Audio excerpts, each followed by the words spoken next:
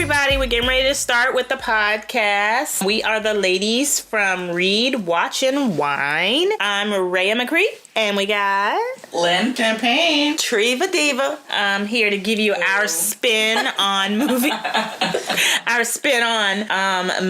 from book to movie. So Gone Girl was written by Gillian Flynn, and the movie director was David Fincher, and the screenplay was done by, of course, Gillian Flynn. Which I love that they have the same screenplay writer as they do as the author. It definitely made a difference. Yeah, I think it did too. Sorry I had to chime in on that one. That's okay.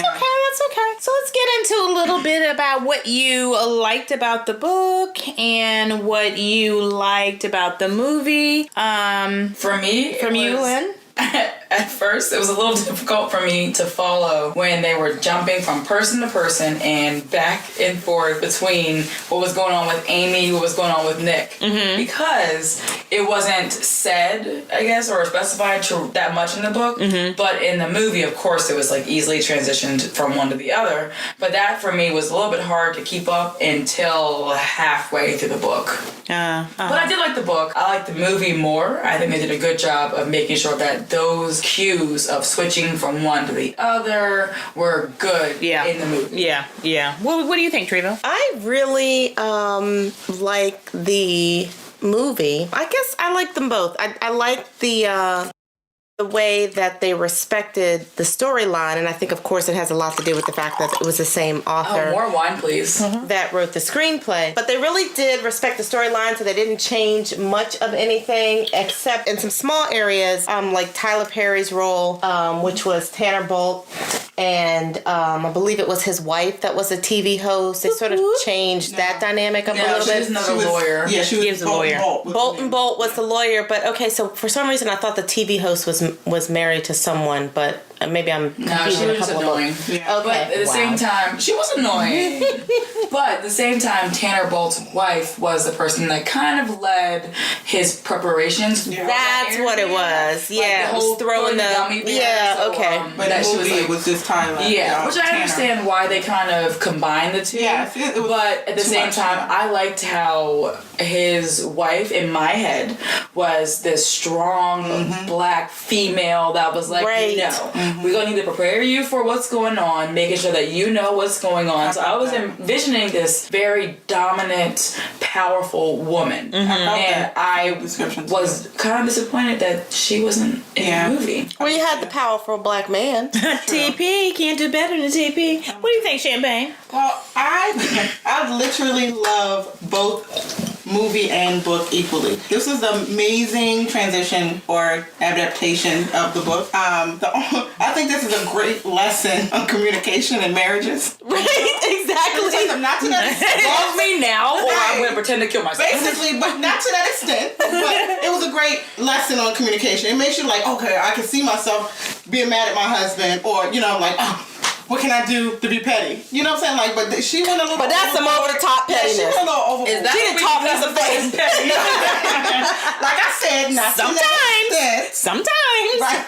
So not to that extent, but overall, I love both of these equally. The movie was just like the book for me. It definitely put everything in perspective as far as the character. You see the characters and everything. So I love the book and I love the movie also. The one thing I didn't like is that I don't like when movies and books or whatever have names almost similar to each other. Like the Amy was the wife, but Andy was. So I almost got confused. No, not reading the book, but I was it?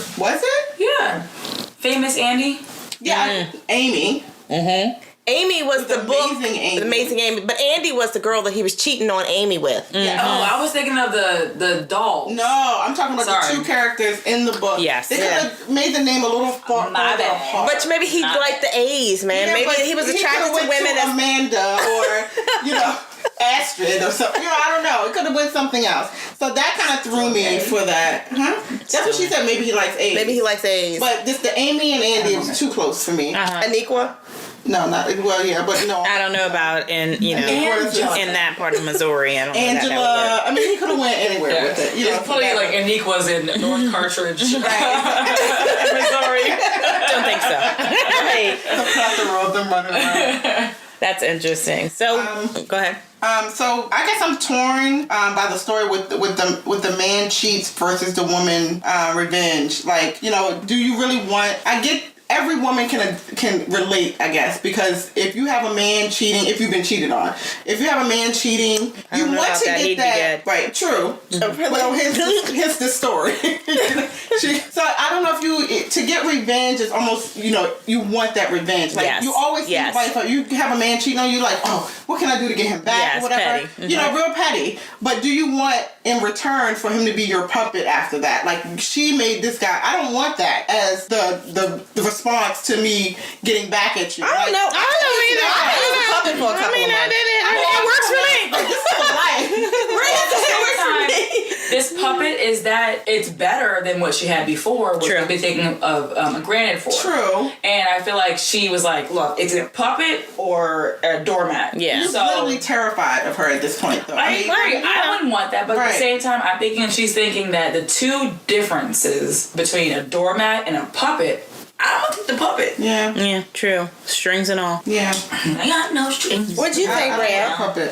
I mean, I actually liked. I really liked the book. I really liked the movie. I think that it wasn't a disappointment to me. I mean, I actually liked both of them. Right, and it's very rare because you do find so many disappointments when you see the movie after the book. So, What do you guys think about the cast? I think the cast was actually perfect. I loved Amy Dunn as the character. The only thing that threw me off was Nick's twin sister, Margot. I mean, even though they're fraternal twins, they just didn't look anything alike. I mean, no similar characteristics. I just felt like they could have found someone that looked more like they could have been his sister. It was Margot. That was Carrie was his Coon. twin. Yeah, that was a little different. That was a little odd. So with Ben Affleck, I think he is absolutely Nick Dunn. The way he describes him, and really, or is it just that it's no, Ben Affleck? No, I'm not a super big fan of Ben. I like him, but for this particular character, the way they described him in the book was just like this smug, handsome man who just knows he's handsome kind of thing. He portrayed that wholeheartedly. Like he got this smug look I think all he the did time. portray it well, but Ben Affleck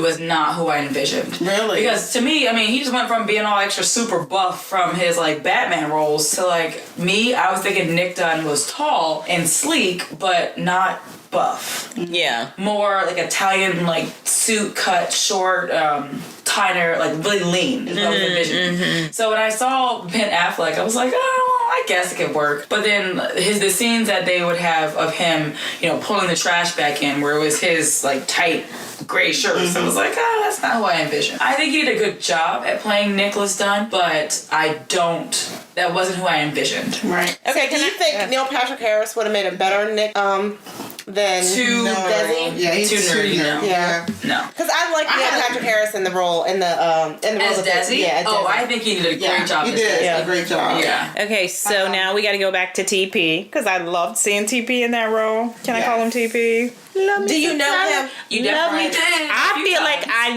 know Tyler Perry, and I thought that was cute. Like I don't know, I that's not who I would have pictured, but it worked once I saw it on screen. I was like, yay! I agree with that. I really agree with that. And if you're listening, I can be in your next movie. Go ahead. I think when Amy ran away to the hillbilly place or the cabin or whatever, these two people that she ran into, they were perfect.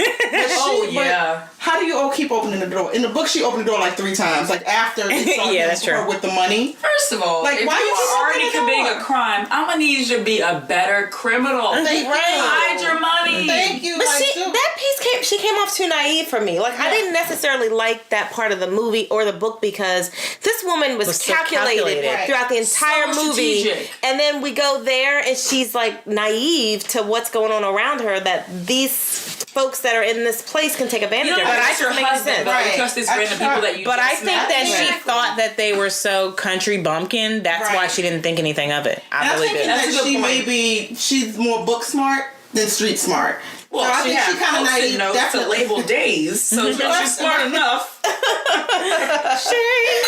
So yeah, I think they try to portray like she don't have the street smarts because she was so well off or whatever. So that's how I felt like she wasn't. She was amazing, Amy. She was a character. She didn't write the book.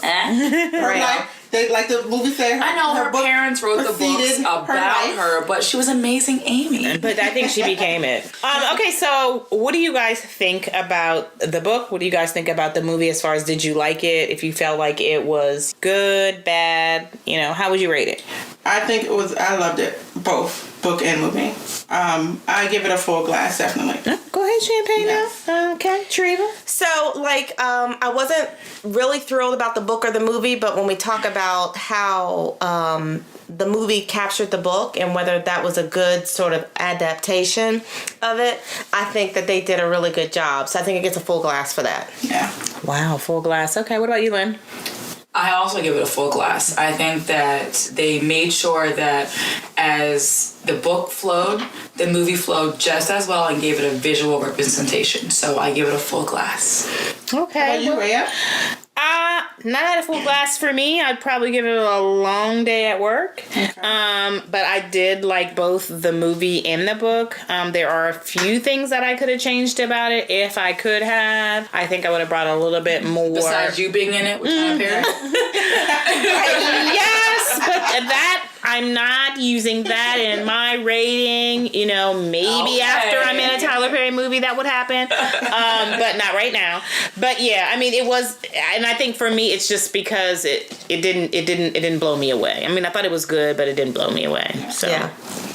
Okay, well, it looks like that's the rating. And so we're going to wrap up our rating for this book. If you follow us on our podcast and continue to love what you hear, if you could follow us on Instagram, Read, Watch, Wine, we would greatly appreciate it. And stay with us. Thanks for listening. Bye. Bye-bye.